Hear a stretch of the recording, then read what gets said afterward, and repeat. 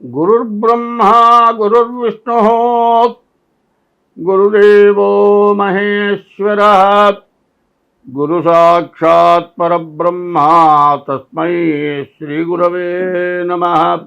అడవి పక్షులకెవ్వడాహారమిచ్చెనో, మృగజాతికెవ్వడు మేత పెట్టే, వనచరాదులకు భోజనమెవ్వడిప్పించే, చెట్లకెవ్వడు నీళ్లు చేదిపోసే, స్త్రీల గర్భంబున శిశువునెవడు పెంచే, పనులకెవ్వడ సంగె పరగపాలు, జీవకోట్లను పోషింపనివి కాని వేరే ఒక దాత లేరయ్య వెతకి చూడ.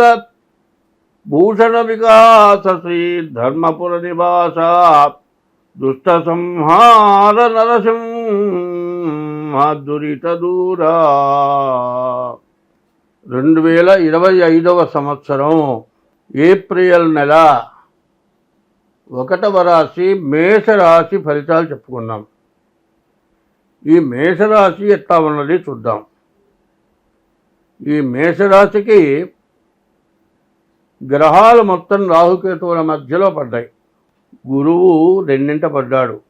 అయితే ఈ గురువు 2ంట పడ్డ తాన ధనాధిపతి అంటారు. ధనాధిపతి ఒక రకంగా కావచ్చు, కానీ ద్వాదశాష్టమ జన్మస్థం శని అంగారకో గురు కుర్వంతి ప్రాణ సందేహం స్థానచలనం ధనక్షయమని.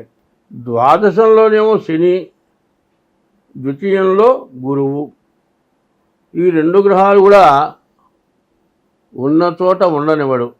తినటానికి తిండి దొరకదు, ఉద్యోగం నుంచి మారిపోవాల్సి వస్తుంది, విపరీతమైన ఖర్చులు అవుతాయి. ఇటువంటి సమస్యలన్నీ కూడా ఈ ఏప్రిల్ నెలలో ఈ మేషరాశి వాళ్ళకి బాగా ఎక్కువగా సమస్యలు కనబడుతూ ఉన్నాయి.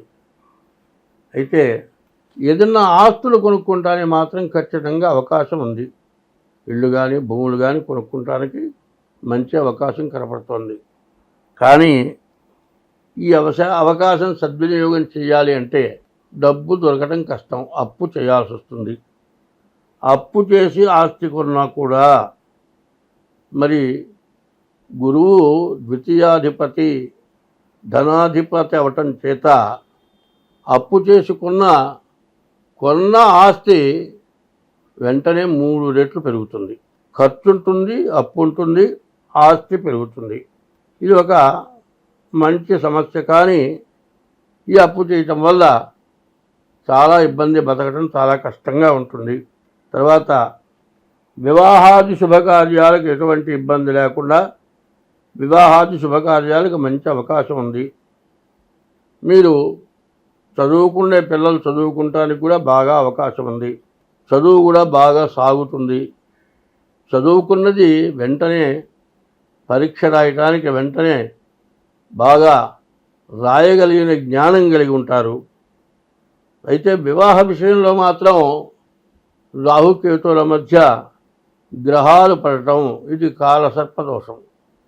దీనివల్ల ఏమవుతుంది అంటే వివాహం అనేది సొంత నిర్ణయం పనికిరాదు, ప్రేమ వివాహాలు పనికిరావు. పెద్దవాళ్ళు నిర్ణయం చేసిన వివాహాలే జరగాలి.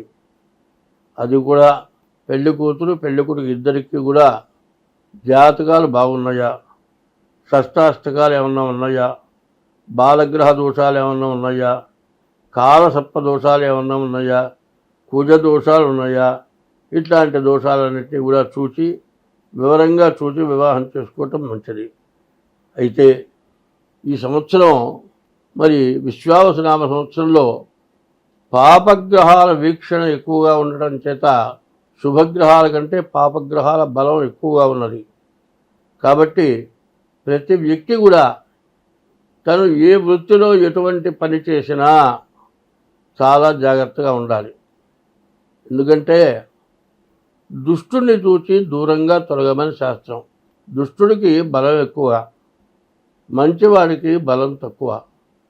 కాబట్టి నీకు ఎటువంటి సమస్య వచ్చినా, ఎవరైనా సరే నిన్ను ఇబ్బంది పెట్టినా వాళ్ళతో తిరిగి పోరాటం చేయకూడదు.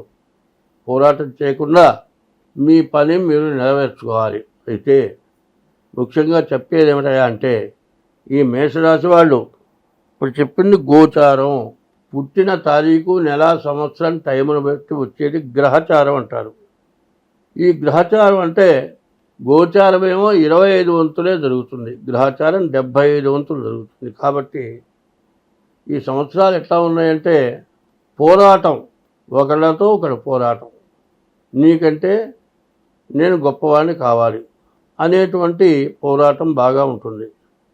దానివల్ల ఎటువంటి పనులు చేయడానికైనా కూడా వెనకాడనట్లుగా యుద్ధం బయలుదేరుతుంది. కాబట్టి ప్రతి వాళ్ళు కూడా ముందు జాతకం చూపించుకొని డేట్ ఆఫ్ బర్త్ ద్వారా కానీ జన్మ లగ్నం ద్వారా కానీ మీ జాతకం చూపించుకొని మీకు ఏదన్నా దోషాలుంటే వాటిని పరిహారం చేసుకోవటం చాలా అవసరం.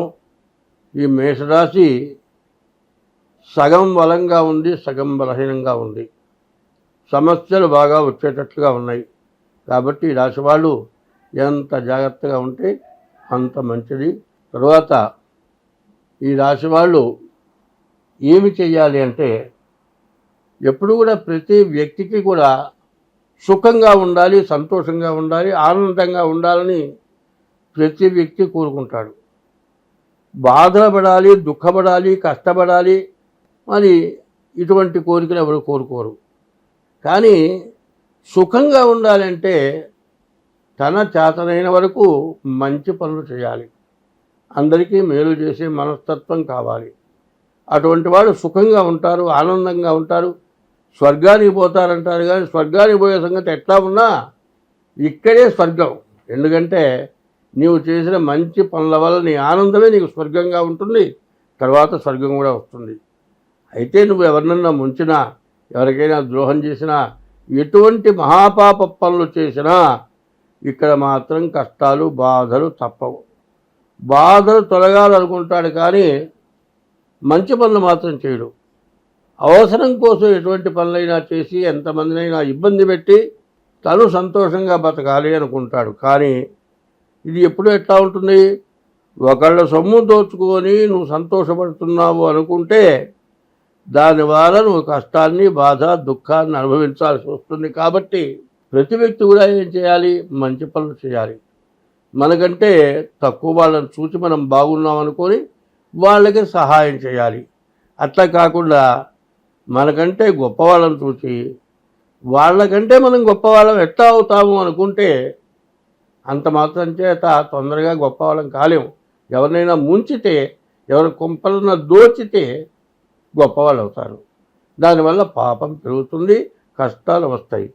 నీవు నీకంటే తక్కువ వాళ్ళని చూసి వాళ్ళకి సహాయం చేస్తే నీకు మంచి జరుగుతుంది, మేలు జరుగుతుంది, ఆయుష్ పెరుగుతుంది, ఆనందంగా ఉంటావు. స్వస్తి.